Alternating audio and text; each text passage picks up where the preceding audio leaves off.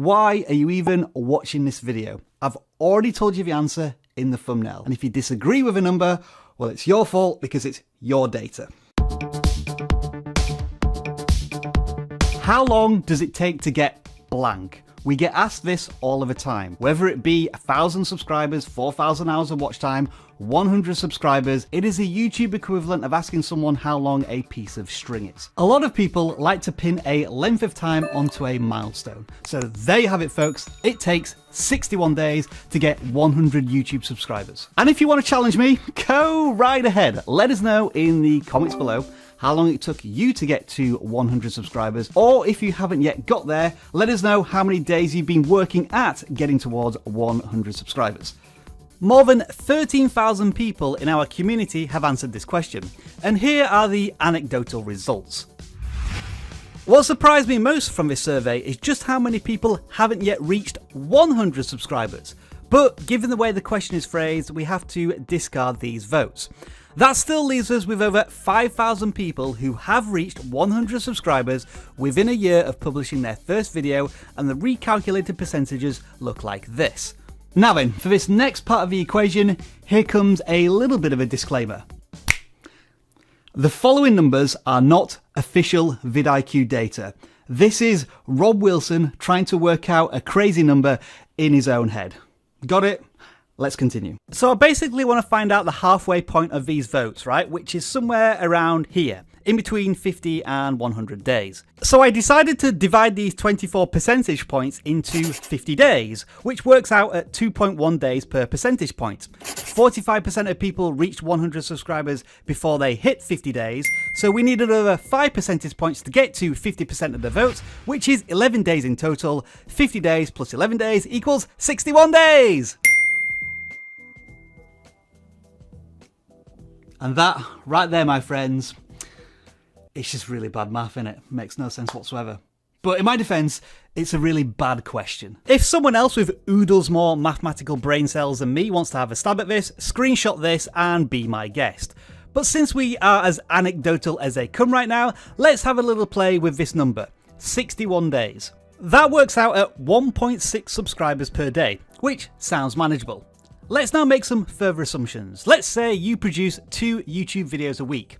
Well, over the course of 61 days, that would be a little under 9 videos, which sounds a little on the low side to get 100 subscribers. But it would mean that each video needs to generate around about 11.5 subscribers. Now then, as you well know, I like to crowbar Mr. Beast into as many of my videos as possible in the vain hope that he gives us a mention. So let's use him as a baseline for views per subscriber. If you divide Mr. Beast's 8.5 billion views with his 50 million subscribers, you get a nice round number of 170 views per subscriber. So when we pump all of this back into our anecdotal numbers sausage machine, you will require, over 61 days, 17,000 views or 278 views per day to get those 100 subscribers, or 1,954 views per 8.7 videos that you're going to make over those 61 days. This is what some of you want, right? How do I get more views? How do I get more subscribers? Let's just get some numbers and make nonsense like this. Now, having been a little playful with this idea, I don't think some of the numbers are too bad. 1.6 subscribers for a channel when they first start out on YouTube, I think is something that is attainable in the first 2 months of their creator journey. However, the other numbers that I've plucked out of the air are a bit of a stretch. I think that when people first start their YouTube channels, they're making more than 2 videos a week because they're just playing around, having fun, and seeing what works. But when you fall into a pattern of a regular posting schedule, then you're probably down to about 1 or 2 videos a week. As for 17,000 views to get 100 subscribers, that does sound like a lot of views, but I did benchmark it against one of the most popular YouTubers on the planet. But what you'll find is that the balance or distribution of these numbers is all over the shop. You'll have some videos that get less than 10 views and no subscribers, whereas one video may get hundreds of views and brings in 25 subscribers for your channel when you're first starting out. The bottom line, as always, is it depends what you are doing as a creator as to how quickly you reach a certain milestone. Some of the fundamentals you want to be working on when you're trying to get your first 100 subscribers is channel focus, paying attention to thumbnails as they're far more important than what you probably think right now, and doubling down on any successful videos that you publish. Now this is where vidIQ can genuinely help you with keyword research, a tool that compares your thumbnails to others before you even publish your content, and a channel audit tool that will literally tell you which videos bring in the most subscribers for your channel. So you can either download vidIQ for free and take actionable steps from the data provided to you, or you can try and work out my weird numbers. And if you get it wrong with my weird numbers, then hold me accountable for it. For curiosity's sake, I would love to know if any of these numbers are close to reality. So if you are in and around 100 subscribers right now, does any of this match your YouTube journey?